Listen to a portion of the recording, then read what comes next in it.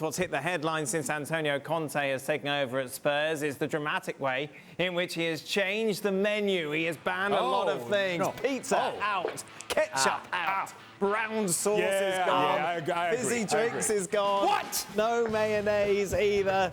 Oh, right then, Alessandro. Let's talk, shall we? You know Antonio Conte very well. You played under him, you played with him. What has he got against ketchup? What has it done to him in a past life?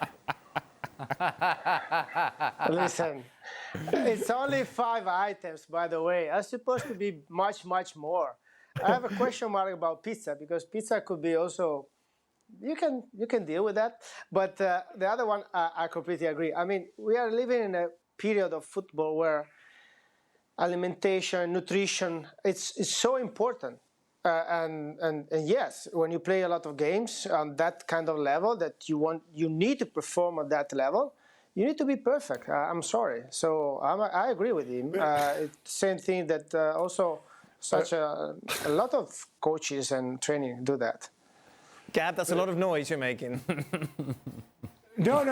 There's two things. One is this whole thing about banning ketchup or whatever, there's a whole cycle to it. And if you've lived in England as long as I have, you see it. Arsene Wenger did the same thing at Arsenal. They start winning. Other managers try to copy it. Then they're like, oh, but the players are sad. Or worse, what they do is they don't have ketchup and mayo at the training ground, but then they leave and they get a large doner kebab on the way back from training. And so then you have other managers like Roy Hodgson saying, well, we want the players to be happy, so let them have a little bit of ketchup and mayo in moderation. I think it's one of these like big circular arguments. I think Ali's perfectly right. It's got to come from within. I would assume that professional footballers know how to take care of their bodies and knows what makes them better players. But, you know, as we've seen, that's not always the case.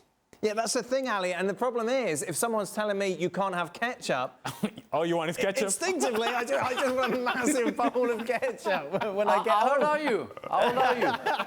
Hey, we went out, and I was like, I really like. We were talking about. I was like, I really like a penny alla vodka. Yeah. And he goes, oh, you like baby food?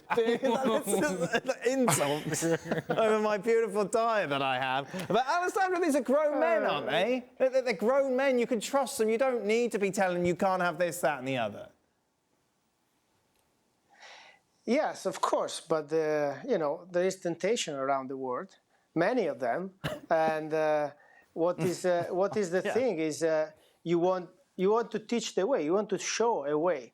Some of the coaches, of course, they're gonna have you have, for example, breakfast and lunch, the two main meals, 2 of the 3 main meals that you have during the day in the facilities, in the club. So this is another way. So you can control them much better. Then you destroy yourself maybe at night, but at least you control half of your nutrition, right?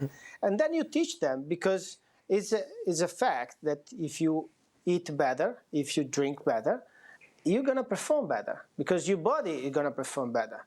So it's fundamental now on the high level to follow these steps from my point of view. Okay, so last question. Okay. Last question on this. Is there tomato ketchup in your restaurant, Alessandro? No. Of course. No. We don't have ketchup. We have tomato sauce. It's the same Real thing. Don't pretend it's sauce. posh. Don't give me tomatoes. Oh, we've got to charge you $5 for this tomato ketchup. Just come out the bottle in the back. You just put it in a posh bowl to pretend. That's what it is. All markups. That's it. Wow. Speaking of your restaurant, Alessandro, of course, it was the venue for your birthday celebrations. Oh. Congratulations. Did we get an invite? We did not get an invite. No. What? I sent a bottle of ketchup on behalf of the... Yes, behalf of the crew. Some mayonnaise on the sides. Oh my God. It's ketchup and mayonnaise, yes, exactly. We have a full. And mustard as well. Oh, yeah, exactly. I was hoping for a picture of your cake. There it is. Oh, That's a big cake. Oh, wow. Look at that. That's a whole lot of fruit on that cake. I know, it's very fruity. What was the filling, Alessandro, of that? To be 37 years old, it was a great feeling. I mean, Yes, yeah. I think It's nice. It's nice. I love to celebrate. You know, I love to celebrate with the real friends. That's why you were not invited. I'm not talking about you, Ali. I'm talking about Dan, because I can feel there's something still going on. You know, on the presentation, even tonight. You know, talking about probably because England won 5-0. And you know, somebody, you know, cheer up now. Anyway, I'm joking, of course, but I love to celebrate, and you know, I'm not ashamed of my age. I'm happy about that. If you ask me, do we want to go back on 37, I say yes, of course. But for now, I take what I have. So.